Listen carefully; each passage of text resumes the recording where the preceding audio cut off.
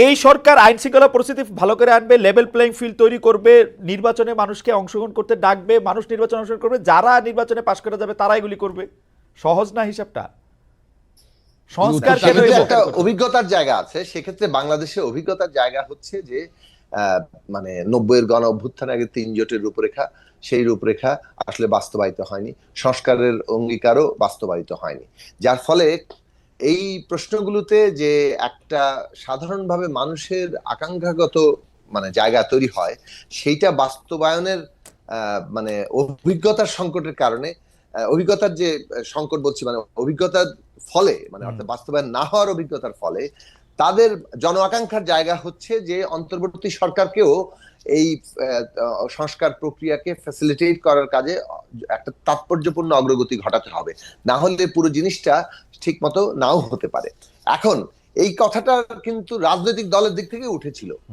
আমরা আমাদের মানে বিএনপি তো মানে একটা বড় রাজনৈতিক দল, সম্ভাব্য ক্ষমতায় যেতে পারে, এটা তারা মনে করার যথেষ্ট কারণ আছে, সুতরাং তারা বলবে যে আমরা ক্ষমতায় গেলে এটা করব।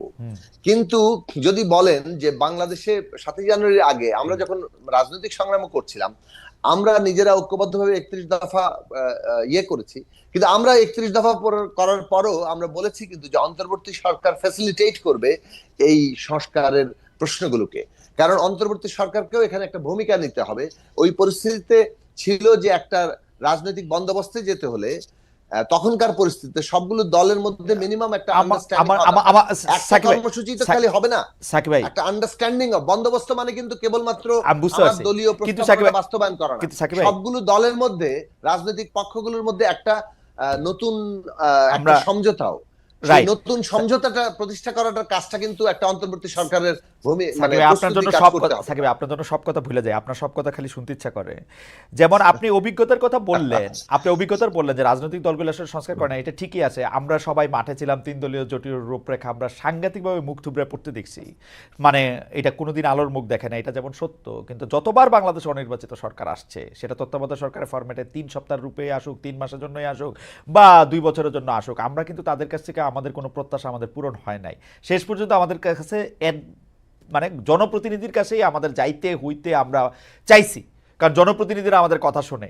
এইটা আমাদের পরস্পর বিরোধী হয়ে যেতেছে কিনা সেইটা আমরা সাকিব আপনার কাছে আমরা একটা পরস্পর খোকন ভাইয়ের কাছ থেকে আমরা 1 মিনিট খোকন ভাইয়ের কাছে যাওয়ার আগে আমি এইটাই বলে দিই। প্রথমত 20 সেকেন্ড আমি মনে করি আগেকার তত্ত্বাবধায়ক সরকার কিংবা 2007-8-এর যে একটা 111 সরকার, এগুলো যে কোনো সরকারের চাইতে এই বর্তমান সরকারের একটা গুরুত্বপূর্ণ পার্থক্য হচ্ছে এটা একটা জনগণের গণ অভ্যুত্থানের উপরে দাঁড়িয়ে এবং গণ অভ্যুত্থানকারী সকল শক্তির সমর্থনে গঠিত হয়েছে বলে এইটা আমি গণতান্ত্রিক প্রক্রিয়ারই একটি অংশ সরকার মনে করি, আমাদের সমর্থিত সরকারই মনে করি। তাহলে এই সরকারের কোন কাজগুলো আমাদের জন্য সে করবে প্রস্তুতিমূলক, সেইটার বিশ্বাস আপনার আছে, কোন কাজগুলো রাজনৈতিক দল এসে সম্পন্ন করবে। আপনি একটু জায়গা দেন খোকন ভাইয়ের কথা কইতে, রাইট? আপনি একটু জায়গা দেন খোকন ভাইয়ের একটু কথা কইতে জায়গা দেন, তাইলে মানে আপনার বিশ্বাস আছে না, আমাকে ভুল বোঝার সুযোগ থাকতে পারে। খোকন ভাই বলেন। হ্যাঁ শুনুন, আমি যেটা শুন, রাজনৈতিক দল তো রাজনৈতিক নিজস্ব আদর্শ আছে, নিজস্ব কর্মসূচি আছে, তারপরেও যেহেতু এই সরকারটা আসছে অনেক ত্যাগের বিনিময়ে আসছে, 15 বছরের সংগ্রাম আন্দোলন, ছাত্রদের, শ্রমিকদের, কৃষকদের, রিক্সাওয়ালা সবাই 1,500-2,000 আত্মহত্যা দিয়েছে। সুতরাং সবার ঐক্যবদ্ধ সরকার, অন্তর্বর্তী সরকার, এখান থেকে আশা করছে মানুষ দলীয় সরকার আগে অন্তর্বর্তী সরকার কি সংস্কার কর্মসূচি তারা দেখছো এবং সেটা গাইডলাইন দিয়ে দেখ এবং জাতীয় ঐক্যমত সৃষ্টি হোক রাজনৈতিক দলের মধ্যে, সোদের দল রাজনৈতিক দল ক্ষমতা আসতো না। কিন্তু খোকন ভাই, রাজনৈতিক দলের কাছে আমরা এই আশা কেমনে করব? রাজনৈতিক দল, প্রথম কথা আমাদের অভিজ্ঞতায় নাই যে রাজনৈতিক দল অর্থাৎ বিএনপি এটা করবে, আমাদের অভিজ্ঞতা নাই। 90-এর আন্দোলনের পরে বিএনপি যখন ক্ষমতা আসে বিএনপি এটা করে নাই, বরং যা কিছু 3 দলীয় জোটের রূপরেখায় আমাদের আশা ছিল, বিএনপি ঠিক তার উল্টা কাজগুলি করছে। দেখেন, আপনি বলেন, আপনি শোনেন, বাংলাদেশে পার্লামেন্টারি ফোরাম গভর্নমেন্ট সংসদীয় গণতন্ত্র ছিল, বিএনপি আনছে, কিন্তু যেই লোকগুলিকে আসলে করতে পারতেন আপনি করেন, আপনি বাট আনছে বিএনপি আনছে, নাই না উপায় ছিল না তো ভাই, এটা বিএনপি আছে কোন কেন? বিএনপি কে যেগুলিকে বলা হয়েছে যে ভাই আপনি স্বৈরাচারের সাথে, আপনি এই যে রাজাকারের সাথে, স্বৈরাচারের সাথে আপনি সম্পর্ক করবেন না, আপনি লুটেরাদেরকে ক্ষমতায় আনবেন না, আপনি রাজনীতিকে কলুষিত করবেন না, আপনি খাতা বই দেখা এগুলি করছেন ভাই। আপনি দেখেন তো 91-96 থেকে আপনারা বিএনপি ঠিক আছে, যেটা আপনি সেটা ব্যাকগ্রাউন্ড থাকতে পারে, I am on the face of it, BNP আসছে ক্ষমতায় আসছে। এখন যেটা হলো যে সংস্কারটা আমরা চাই, জাতি চাই, দেশে একটা চলতে পারে না, জি লুটপাটের রাজনীতি অস্থিরে চলতে পারে না। জি সুতরাং আমাদের বিএনপিও যেন তারেক রহমান সাহেব কর্মসূচি অনেক আগে দিয়েছে, এই সরকার আসার আগে দিয়েছে। এবং আমরা চাই সংস্কার, তবে ঐক্যমত চাই, জাতীয় ঐক্যমত চাই সংস্কারের ব্যাপারে। এটা রাজনৈতিক দলের একটা কমিটমেন্ট থাকবে। কোন ভাই, আপনাদের জাতীয় ঐক্যমত্য তো যে কমিউনিস্ট শাসনের মতো, মানে সভাপতির সিদ্ধান্ত সবাই মিলে একসাথে, যেটা এখন এই সিচুয়েশন দ্বারা আসছে আপনাদের ঐক্যমত্য তো বিএনপি যেটা বলে সেটা মেনে নেওয়া। না না, কেয়ারটেকার সরকারের সময় যে ছিল আসছে, যেভাবে আসছে কিন্তু ভিন্ন ধরনের, that was the conspiracy of Awami League. তারা নিজেরা আন্দোলন করলো 96 কেয়ারটেকার গভর্নমেন্টের জন্য, পরে আবার শোনেন ক্ষমতা আসার জন্য আন্দোলন করেছিল। কিন্তু 2007 আওয়ামী লীগের কনস্পিরেসি হইলে 2007 আওয়ামী লীগের কনস্পিরেসি 24 কারো না কারো কনস্পিরেসি তো নাকি আপনাদের মতে? শেষ করি আপনি তো অন্যদিকে নিয়ে যান কথা। আওয়ামী লীগ বাতিল করলে পারলো, এই কেয়ারটেকার গভর্নমেন্ট আওয়ামী লীগ বাতিল করলো, দেখেন হ্যাঁ, কোর্ট ছিল, তার কোর্টটা সব আওয়ামী লীগের ছিল, তারা তো মানে সিঁড়িতে উপরে উঠেই সিঁড়ি ফেলে দিল। সুতরাং আমরা চাই, আমরা যেটা চাচ্ছি, আমি আবার রিপিট করছি, আমরা চাই মানে আর্থিক সংস্কার, মানুষের জীবনযাত্রার পরিবর্তন আসুক। বাংলাদেশে কোনো 15 বছর কোনো ইনভেস্টমেন্ট আপনারা ওয়েট করেন, আপনারা 2-3 বছর ওয়েট করেন, এরা কিছুটা সংস্কার করুক, তারপর আপনার ইলেকশনের কথা বলবেন। না আমরা না, কেন সংস্কার আর নির্বাচন একসঙ্গে চলতে পারে না? পারে না।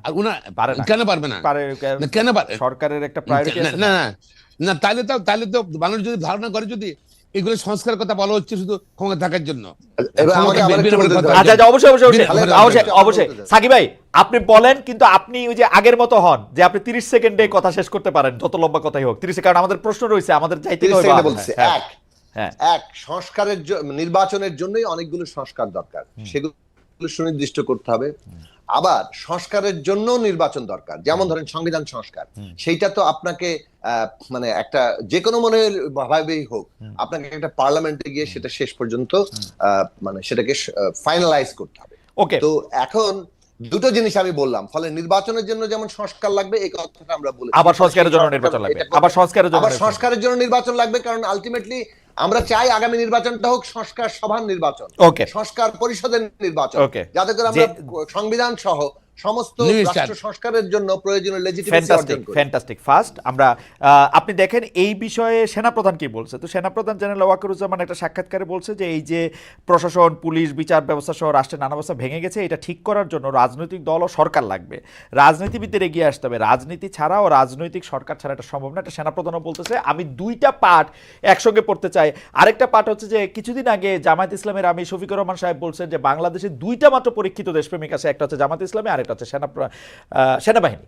আপনি এই দুইটা পার্ট একসাথে একটু সাকিব ভাই একটু পড়বেন কিনা, আমাদেরকে একটু বলবেন কিনা, আপনার পড়া শেষ হইলে আমি একটু প্রথমত মানে আমাদের বাংলাদেশের মানে সেনাবাহিনী প্রধান যে কথা বলেছেন, এটা সাধারণভাবে একটা সত্য যে যেহেতু বর্তমান সরকারের আকার ছোট, তাদের মানে রাজনৈতিক দল যেভাবে পুরো একটা সরকার ব্যবস্থা চালাতে পারে, তার দল থাকে, তার ওই জায়গাটা, সেটা এই সরকারের দিক থেকে আছে অতটুকুই, যখন রাজনৈতিক দলগুলো তার সমর্থনে আছে।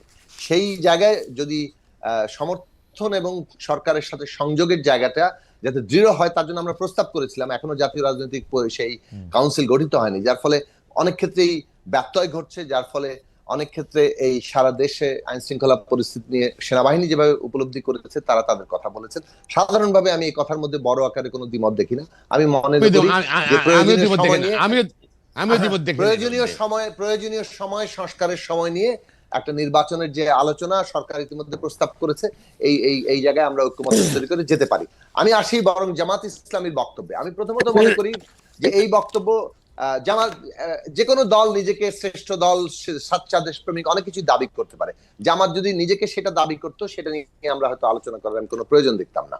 কিন্তু জামাত যখন সেনাবাহিনীর সাথে মিলিয়ে এটা করেছে, যে সেনাবাহিনী 1971 সালে মুক্তিযুদ্ধের মধ্যে দিয়ে গড়ে উঠেছে, সেই সেনাবাহিনীর বিরুদ্ধেই তখন জামাত ইসলামী অবস্থান নিয়েছে পাকিস্তান সেনাবাহিনীর বিরুদ্ধে। এবং আপনি 6 সেপ্টেম্বর একটা বক্তব্য দেখবেন যে সেই সময় তারা বলেছিল যে পাক সেনাবাহিনী এবং জামাত ইসলামী হচ্ছে সেই একমাত্র দেশপ্রেমিক, গোলাম আজম সাহেব বলেছিলেন, এবং বাকিরা সব গাদ্দার, কাফের ইত্যাদি ইত্যাদি। এখন